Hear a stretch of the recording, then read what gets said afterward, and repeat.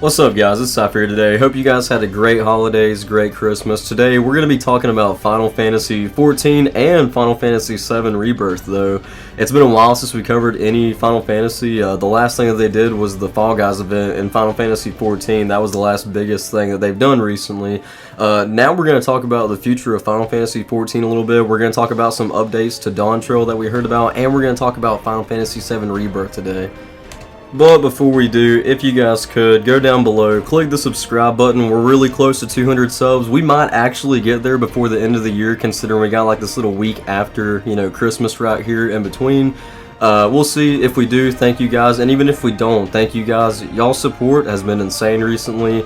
In the comment section, I love talking to you guys. We've been doing really good on the views and stuff. Make sure to hit that like button too. I know I don't say that enough. I'm not one of the guys that stresses the like button a lot, but for now on, hit that like button, show me your support. I really appreciate you guys. You guys are the best. I really think that we're growing one of the best families right here on YouTube and stuff, so I greatly appreciate you guys. Let's get right into this video. So starting off with Final Fantasy 14 here, we're at a very defining moment in the Final Fantasy 14 lifetime right here, and the way I mean that is, right now, in 2021 when they released Endwalker, they were finishing up releasing a decade-long story that took 10 years to tell. So like, it was a great story, it took very long to tell. We finally got to the end of it, and a lot of fans thought that, Endwalker was going to be the final DLC for the game, and in fact, I think a lot of the producers did as well by saying, just with the title Endwalker, it sounds like it was going to be the final one. A lot of us thought it was going to be the final one, but thank God that we got Dawn Trail on the way. I'm very excited about that, but the reason that a lot of fans and a lot of critics are getting worried about the game right now is that, we're not on the cusp of a major narrative climax anymore. We're wrapping up, like I said, a decade-long story, so it's like the total opposite of what they've been doing. Dawn Trail is the start of a new arc. It's more low-key than, what our Warriors of Light have been put through in the past. The joys of the exploration and adventuring are like the most hypeable thing on the market right now, is that we're going to explore a new world. So it looks like a lot of Final Fantasy fans, and what a lot of these people are really trying to say is that they really just don't want the game to become a repetition, I mean, and even a lot of people has been pointing out that in each expansion there's always a dungeon at level 61, 71, 81, and then a trial level at 63, 73, 83.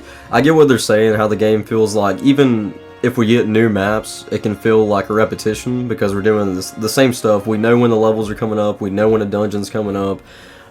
Maybe Dawn Trail will change that though. They're doing a huge graphical update, they're doing the Dawn Trail update, they're really changing a lot about this game this year for us. I'm super excited for it. I'm not gonna lie, I've not been playing it as much as I should have been recently, but I've been doing a lot of other stuff for you guys on other videos and other games, but I need to take some time to jump back into Final Fantasy 14 right here, like right before the new year starts, and really enjoy it again one more time. Before we jump into the news of Final Fantasy 7 Rebirth right now, the last thing that I will say, however, about Final Fantasy 14 is that during the Endwalker update, they actually did try to change up the dungeon system quite a bit with Varian and Criterion dungeons, and it was a soloable, like, casual difficulty that you could do by yourself pretty much. It was very fun. I've only tackled about 1 or 2 Criterion dungeons myself. I completed both of them that I attempted. I believe the first attempt, since I didn't really know what I was doing, it took me a while to get it done.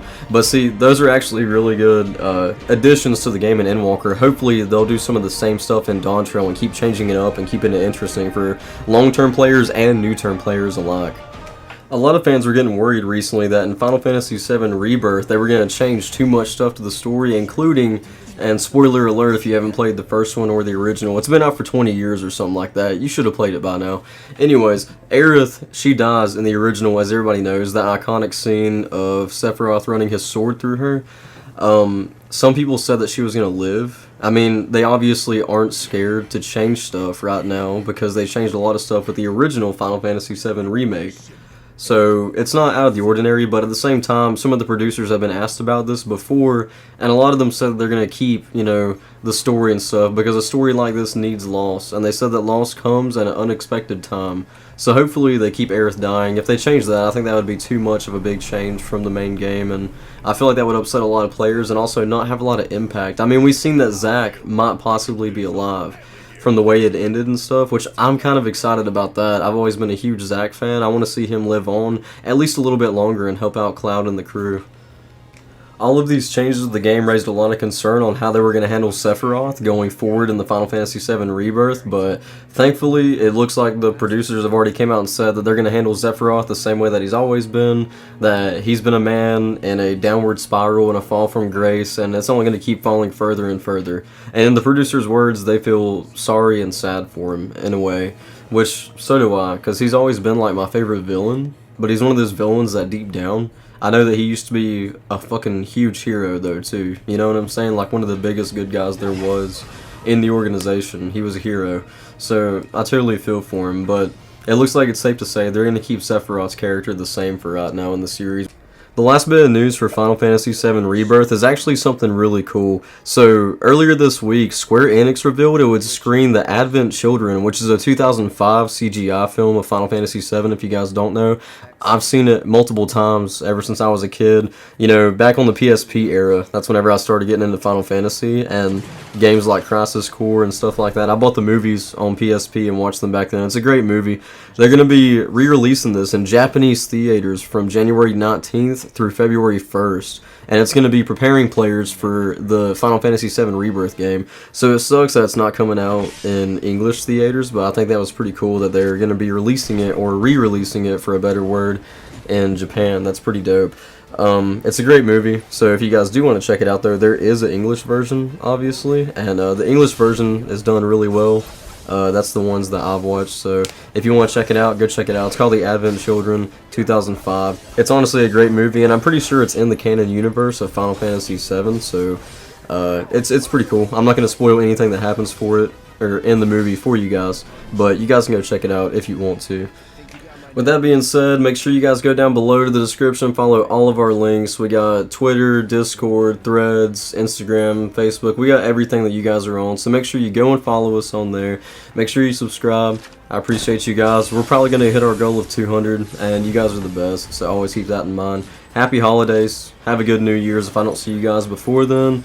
This is Cypher, and I'll see you guys in the next video.